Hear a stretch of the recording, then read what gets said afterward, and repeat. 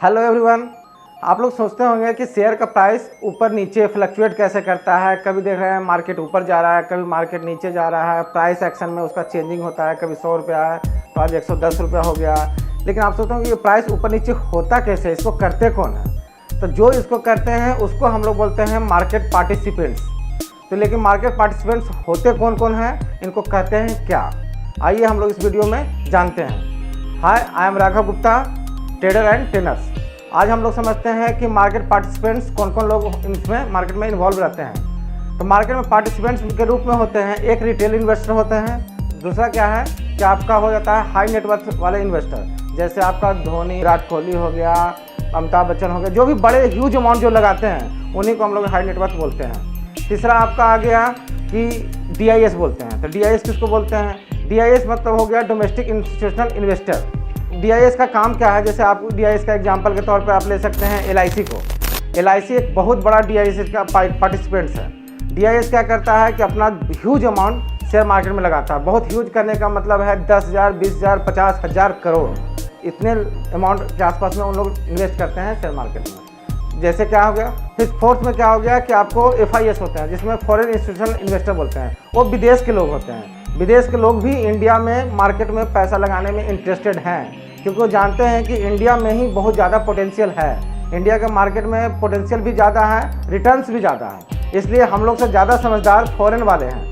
Foreign वाले आके बहुत ही ह्यूज अमाउंट में पैसा यहाँ पर इन्वेस्ट करते हैं। जैसे आप यूरोपैसिफिक ले सकते हैं, आपका हो गया ये अबू धाबी वाला हो गया कंपनी, सिंगापुर बैंक हो गया। इस तरह से बाहर के इंस्टीट्यूशनल भी इन्वेस्ट करते हैं। आपका विदेश का भी जो म्यूचुअल फंड्स होते हैं वो भी इंडिया में इन्वेस्ट करते हैं। फोर्थ में आपको बोलते हैं AMC, एसेट्स मैनेजमेंट कंपनी।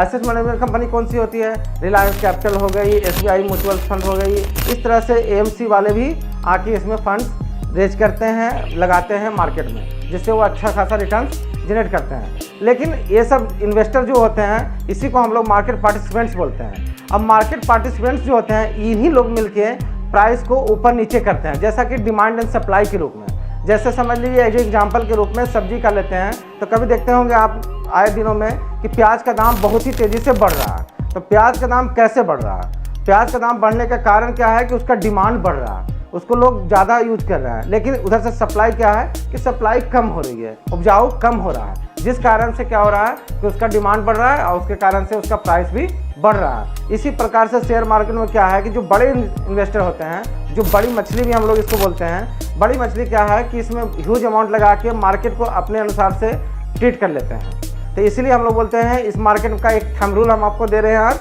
कि मार्केट में करना क्या है कि हमेशा हम लोग को बड़ी मछली के पीछे रहना है। Follow the big fish, not अपना कुछ भी दिमाग लगाना नहीं है, क्योंकि अपना लगाइएगा तो बिग फिश को आप बीट नहीं कर पाइए। क्योंकि आपका क्या है कि एक स्मॉल अमाउंट के साथ आप मार्केट में उतरते हैं, लाख, 2 लाख, 5 लाख, 10 लाख, 20 लाख, 50 लाख, इसी के अनुसार से आप लोग उतरते हैं। लेकिन as compared to retail investor, आपसे 1000 टाइम्स ज़्यादा पैसा उन लोग लगाते हैं। इसलिए हम लोग को क्या करना है, बड़े लोगों को फॉलो करना है, बिग फिश को फॉलो करते रहना है। बिग फिश को फॉलो कीजिएगा, कभी भी आपका नुकसान होने से बहुत ही ज़्यादा बच जाइएगा, एक अच्छा खासा रिटर्न भी लेके आइएगा। इस वीडियो में हम लोग समझ लिए हैं कि मार्केट में पार्टिसिपेंट्स कौन कौन होते हैं। Thank you very much, thank you so much, and subscribe and like this channel. Thank you.